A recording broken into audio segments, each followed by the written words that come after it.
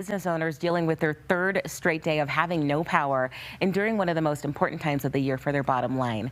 Reporter Tristan Roth continues our coverage tonight in Golden. Folks are doing whatever they can to keep doing business. Well, it is a Friday night, the week before Christmas. These sidewalks here in downtown Golden should be packed with holiday shoppers and people going out to dinner. But if you take a look around, everything is closed and those shoppers and diners are nowhere to be found. A restaurant working to save its food. A coffee shop washing dishes with a headlamp. Everyone adapting the best they can.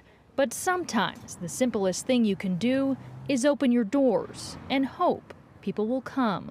And today it's like a ghost town. Yeah. Not fun. Susan Lusk owns Red Wagon Gift Shop in the heart of downtown Golden. This is my 14th holiday season. Although the lights are off and her credit card machine isn't working, she's open.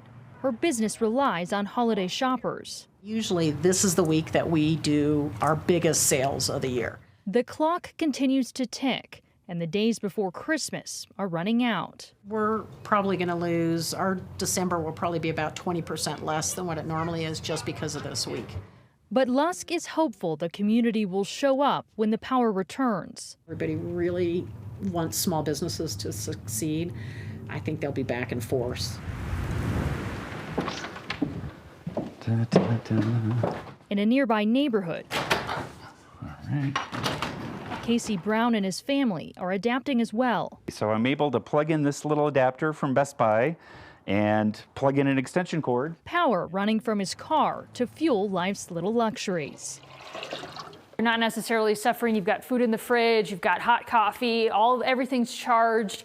And you said you feel a little guilty over that? Well, yeah, we do feel a little guilty. We'd love to help our neighbors, though, if anyone needs some help. But we know it's been hard getting ready to go another round. It's really rough.